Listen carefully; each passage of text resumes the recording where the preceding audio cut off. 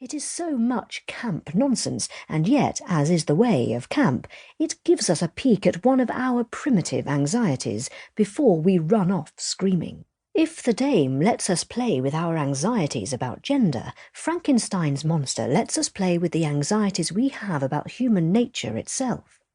James Whale's 1931 Frankenstein, badly acted by badly made-up actors in a magnificent set, is perfect camp. But even it manages to include genuine sentimentality, the miracle of life. It's this oscillation between the meaningful and the ridiculous that our culture has been playing with for decades.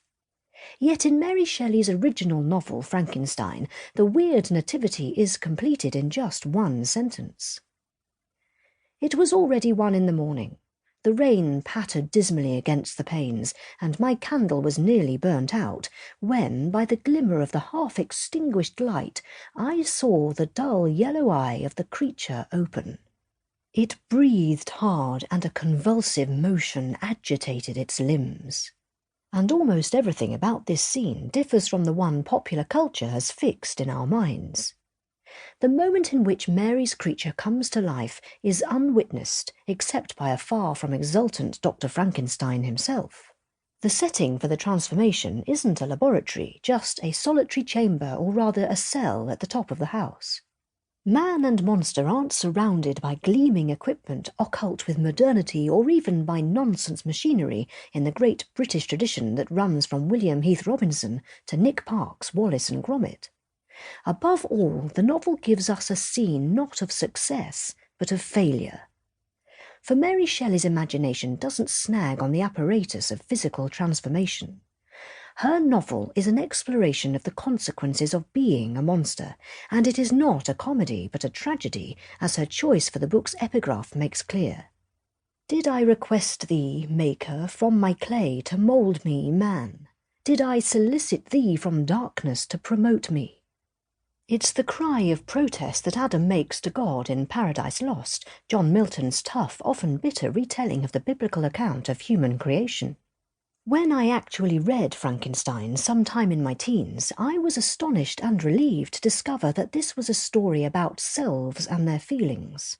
I was moved by Frankenstein's creature, destined by an ugliness that's not of his choosing to a life of loneliness.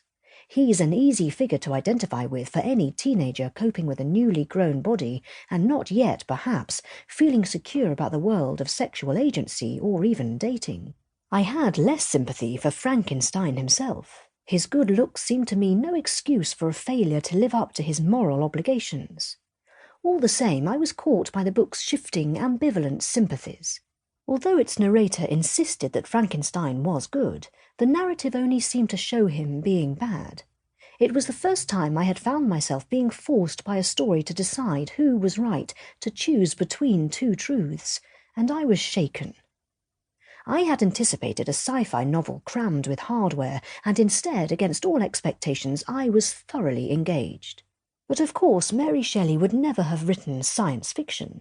Modernity was not her chief concern, even if experiments in living were, and she could certainly have had no way to understand modernism, leave alone postmodernity. She lived in the Romantic era, when European culture was trying to build sense outwards from the individual self. The investigation of human experience by idealist philosophers such as Immanuel Kant, Friedrich Schiller and George Wilhelm Friedrich Hegel had led to revolutionary questioning of that human's rights across Europe and would also define some of the forms that human knowledge could take. Romanticism was the term invented around the turn of the century for the effect of this new way of thinking on the arts, where it made emotion and experience primary. Mary's version of this zeitgeist was both very new and rooted in a classical education. Frankenstein's subtitle is The Modern Prometheus, and the Greek myth of the Titan who creates humans in an almost mechanical way was being revisited by Romantic artists as an alternative to the story of divine creation. Goethe had published his poem Prometheus in 1789. Beethoven composed his The Creatures of Prometheus in 1801. The ballet has disappeared, but the overture entered the repertoire. In the year of Frankenstein's publication, Mary's husband, Percy Bysshe Shelley, started work on his own verse drama on the theme Prometheus Unbound. I don't think I was alone in my ignorance.